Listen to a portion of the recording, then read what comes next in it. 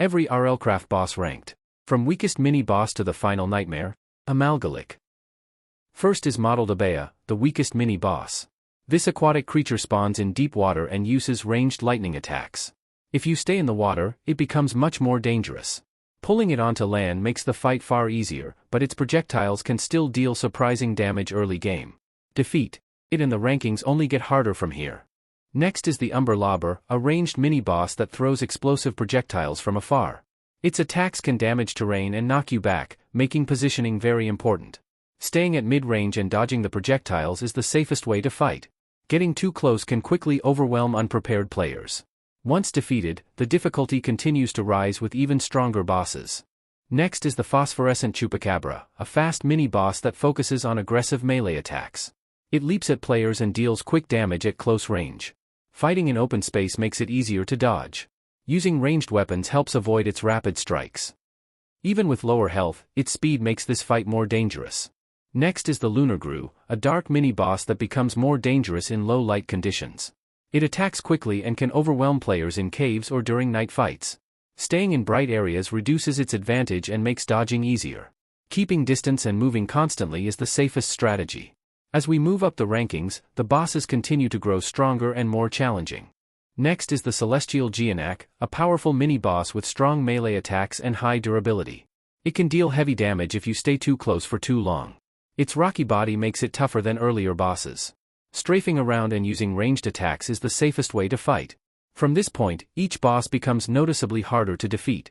Next is the Crimson Epion, a flying mini-boss that attacks players with fast dive strikes from above. Its high mobility makes it harder to hit than earlier bosses. It can quickly close distance and pressure players during open fights. Using ranged weapons and keeping steady aim is the safest strategy. From here, the bosses become increasingly more challenging. Next is the Ebon Cacodemon, a floating mini-boss that attacks using dark-ranged projectiles. It stays airborne and constantly moves, making it difficult to hit consistently. Its attacks can stack damage if you don't keep moving. Using ranged weapons or strong bows works best in this fight. Staying mobile and avoiding direct hits is key to defeating it safely. Next is the Royal Archvile, one of the toughest mini-bosses with powerful fire-based attacks. It can summon additional mobs, turning the fight chaotic very quickly. Its damage is high, and staying too close can be dangerous.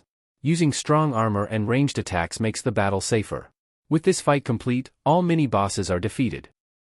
But now the real nightmare begins. Rahovart is far more dangerous than any mini-boss before. This massive demon fills the arena with fire, explosions, and constant pressure. Many players panic as chaos builds around them within seconds. Standing still is extremely risky, and getting too close without preparation can end the fight instantly. The best solution is using lightning nunchaku for fast continuous damage. Their speed lets you attack while staying mobile. Combine them with strong armor and fire resistance. Circle the arena, dodge carefully, and keep striking until Rahovart finally falls, no matter how chaotic it gets. Next comes Asmodeus, and this fight is even more chaotic than before. The arena quickly fills with minions, projectiles, and constant attacks from multiple directions. Players often get overwhelmed trying to focus on everything at once.